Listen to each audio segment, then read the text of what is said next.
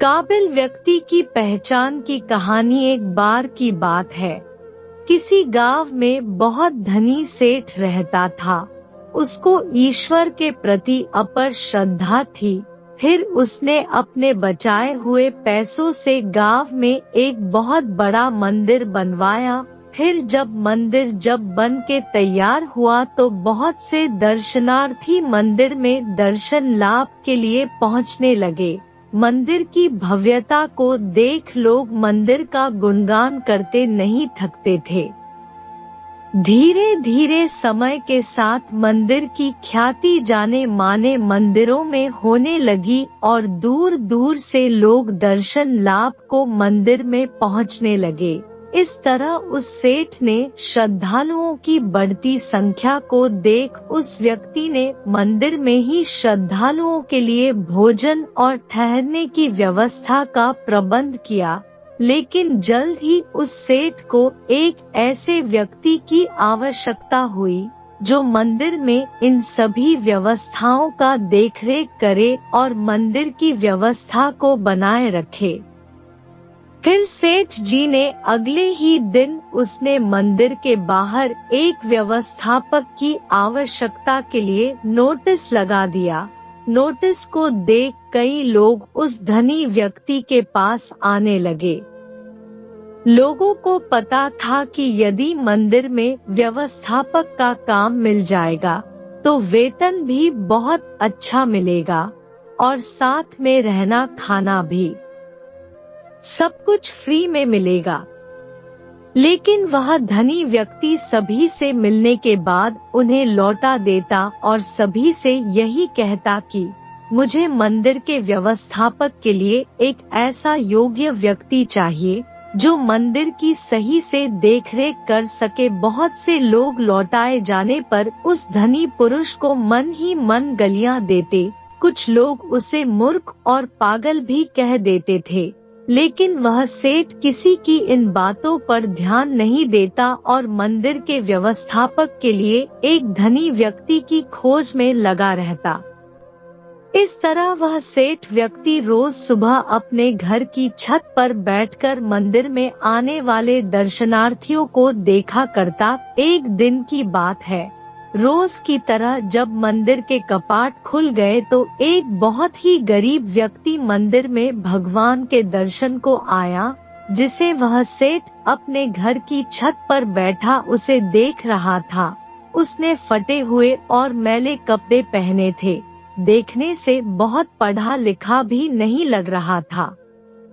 फिर जब वह गरीब व्यक्ति भगवान का दर्शन करके जाने लगा तो उस सेठ ने उसे अपने पास बुलाया और कहा, क्या आप इस मंदिर की व्यवस्थापक के पद पर रहते हुए क्या मंदिर की व्यवस्था को संभालने का काम करेंगे?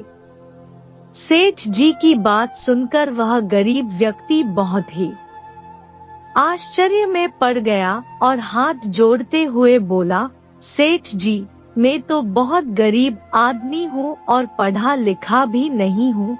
इतने बड़े मंदिर का प्रबंधन में कैसे संभाल सकता हूँ?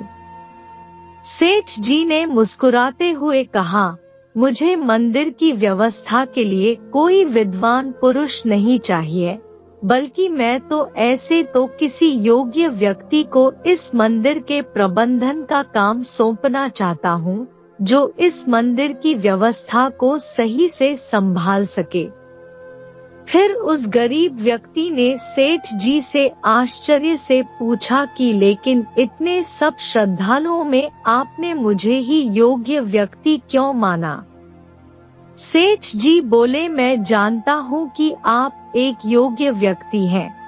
मैंने सही व्यक्ति की पहचान के लिए मंदिर के रास्ते में मैंने कई दिनों से एक ईंट का टुकड़ा गाड़ा था, जिसका एक कोना ऊपर से निकल आया था, और कई दिनों से देख रहा था कि उस ईंट के टुकड़े से कई लोगों को ठोकर लगती थी और कई लोग उस ईंट के टुकड़े से ठोकर खाकर गिर भी जाते थे, लेकिन किसी ने भी उस ईंट के टुकड़े को वहां से हटाने की नहीं सोची।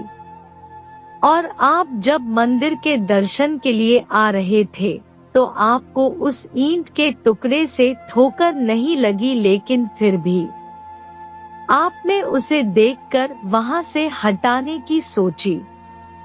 फिर मैंने देखा कि आप मजदूर से फावड़ा लेकर गए और उस टुकड़े को खोदकर वहां की भूमि समतल कर दी। धनी व्यक्ति की बात सुनकर उस व्यक्ति ने कहा, मैंने तो कोई महान कार्य नहीं किया है।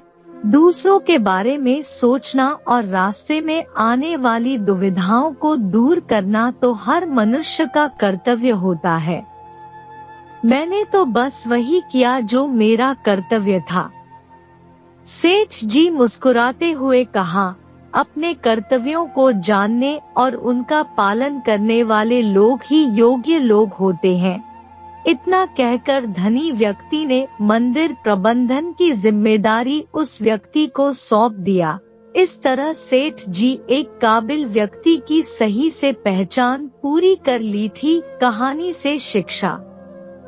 इस कहानी से हमें यही शिक्षा मिलती है कि हमें किए कार्यों को लोग देखे या न देखे, तारीफ करे या ना करे, फिर भी अपने कर्तव्यों को सही से जानना चाहिए और अपने जिम्मेदारियों को अच्छी तरह से निभाना चाहिए।